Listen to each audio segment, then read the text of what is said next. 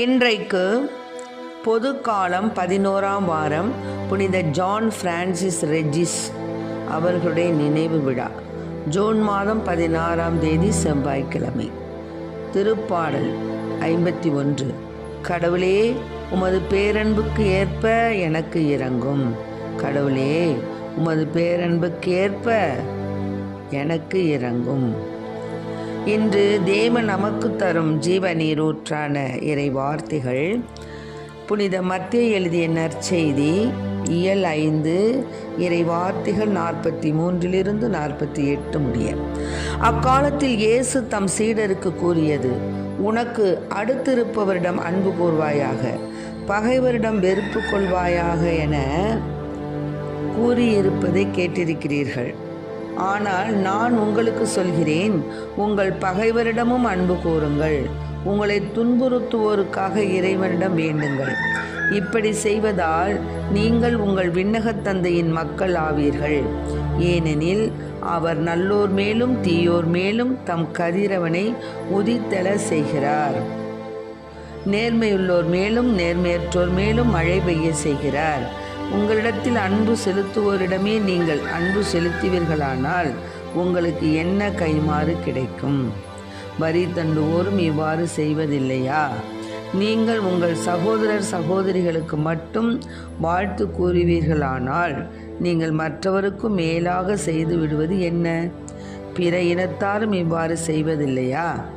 ஆதலால் உங்கள் விண்ணகத் தந்தை நிறைவுள்ளவராய் இருப்பது போல நீங்களும் நிறைவுள்ளவர்களாய் இருங்கள். ஆண்டவரின் அருள்வாக்கு. கிறிஸ்துவே மக்கு புகழ். அன்பே கடவுள் என்றார், அன்புக்கு ஈடேது சொல். அன்பே இன்பம் என்றார், அன்புக்கு விலையேது சொல். அன்பே கடவுள் என்றார், அன்புக்கு ஈடேது சொல். மன்னோர்கள் மொழி பேசினும் அன்புக்கு ஈடாகுமா? மன்னோர்கள் மொழி பேசினும் அன்புக்கு ஈடாகுமா? விண்ணோர்கள் மொழி பேசினும் அன்புக்கு ஈடாகுமா? அன்பே கடவுள் என்றார், அன்புக்கு ஈடேது சொல்.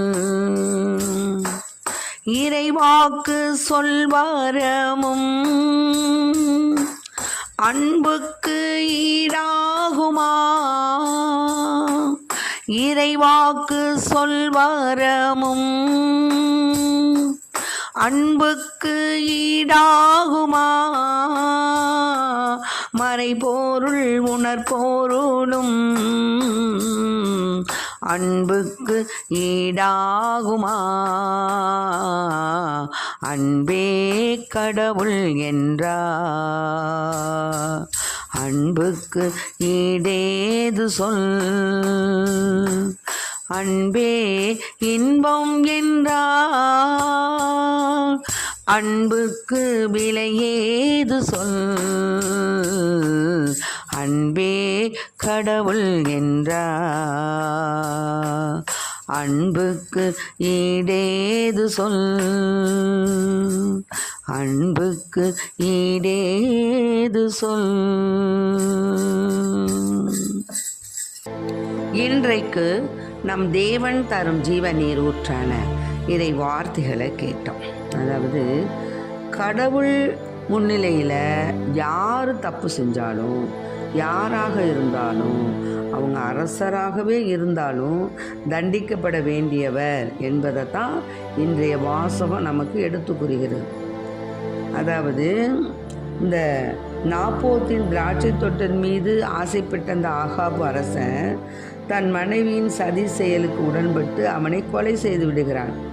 ஆனால் ஆண்டவர் இறைவாக்கினர் எலியாவை அனுப்பி தவறு செய்தவனான ஆகாபும் தவறுக்கு உடந்தையாக இருந்த அவனுடைய மனைவியும் இறைவனின் தண்டனை தீர்ப்புக்கு ஆளாகிறாங்க. இன்றைக்கும் நாம் என்ன செய்கிறோம்? எத்தனையோ நம்ம நாட்டில் எப்படியோ ஆட்சிகளெல்லாம் நடந்து கொண்டிருக்கின்றன. ஆனாலும் ஒவ்வொரு அதிகாரமும் ஒவ்வொருத்தருக்கு கொடுக்கப்பட்டிருந்தாலும் அதனுடைய மேன்மையை, அதனுடைய மகத்துவத்தை உணர்வதில்லை. குடும்பத்திலையும் சரி, பங்குலையும் சரி, நம் பணி செய்யக்கூடிய இடங்களிலும் சரி, நம்ம நாட்டிலையும் சரி. ஆனால் மக்களுக்காக, குடும்பத்திற்காக என்ன செய்கிறாங்க?